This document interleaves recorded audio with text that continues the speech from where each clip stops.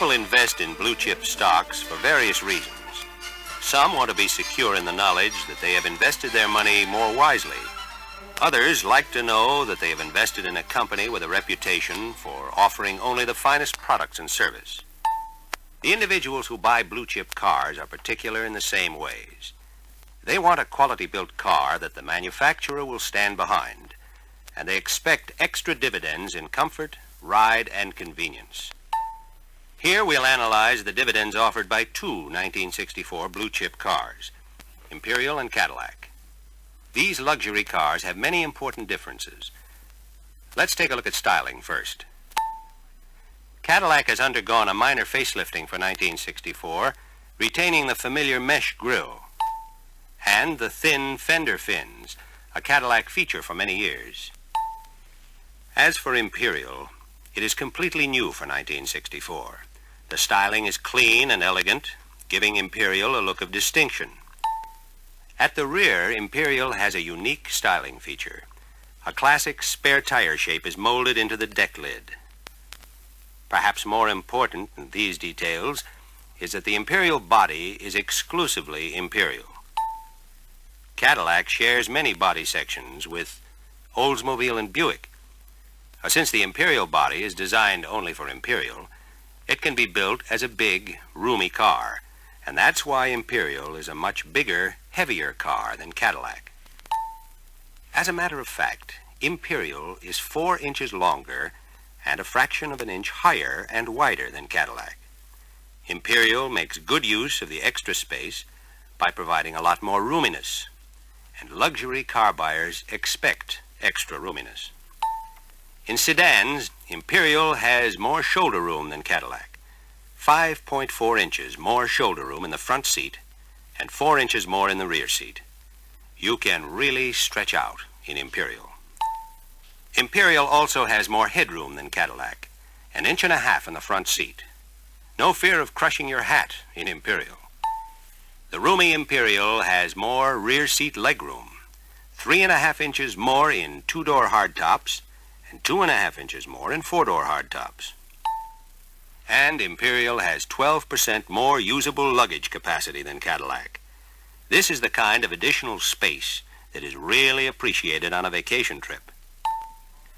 We've already seen that Imperial offers more interior room than Cadillac, so now let's take a look at interior luxury. The Cadillac DeVille four-door hardtop interior is well done, with much attention to detail. This model offers center armrests in both the front and the rear seat. The Imperial Crown four-door hardtop interior is equally well appointed and features bigger, more comfortable center armrests for the ultimate in soft, luxurious driving. In fact, every new Imperial has a front center armrest. You can't get one on bucket seat models of Cadillac. The Cadillac console does have a storage compartment. But even more convenient is the built-in storage compartment in both front door armrests of the Imperial. And on bucket seat models, Imperial's front passenger seat reclines to 5 different positions to make long or short trips more relaxing. Cadillac doesn't offer a reclining seat.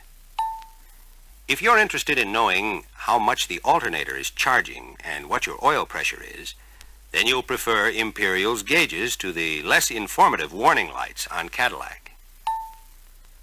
Imperial goes to the expense of offering variable speed wipers that let you select a number of wiper speeds.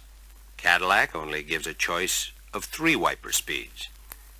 Perhaps more important to the owner of a luxury car is a versatile suspension. And Imperial uses torsion bars up front and long multi-leaf springs at the rear. This suspension, along with Imperial's extra weight, gives a soft ride without the bounce and sway often associated with coil spring cars like Cadillac. Imperial rear springs are mounted farther apart than Cadillac's coil springs to reduce body lean. To complete the job, Imperial has a wider front and rear tread for better stability on the highway. Imperial and Cadillac also use different types of frames. Imperial has a ladder frame with 6 cross members and box section rails, to protect passengers if the car is hit from the side.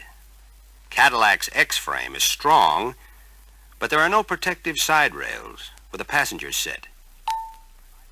Riding silence is another method of measuring quality in a fine car. A few years ago, Rolls-Royce ran a campaign saying the loudest noise at 60 came from the electric clock. Today, neither Rolls-Royce nor Cadillac can match the new Imperial for quietness. The first step in silencing the new Imperial was the addition of butyl rubber body mounts to isolate road noise and vibration. With this reduction in road noise, other noises could be heard. Rather than muffle them with heavy sound deadener, the noise sources were refined to a point where Imperial is now the quietest car in the world. Of course, quietness in a car is significant of quality. And Imperial quality is assured in writing with a powertrain warranty that goes on for 5 years or 50,000 miles. The rest of the car carries a 1-year or 12,000-mile warranty. This expression of quality benefits the owner in 2 ways. First, it protects the Imperial owner against paying the replacement cost of the most expensive parts and assemblies. Second, the unused portion of the warranty can be transferred when the car is traded in, and this can be expected to increase the trade-in value of the Imperial. Cadillac warrants the entire car for 2 years or 24,000 miles. Now, this warranty will expire before trade-in time for most owners. Safe stops are assured in an Imperial by big brakes, 287.2 square inches to be exact, while Cadillac has 203.7 effective square inches of lining area. Imperial has 40% more lining area. And convenience stops are assured by Imperial's larger brake pedal, which is mounted nearly flush with the gas pedal.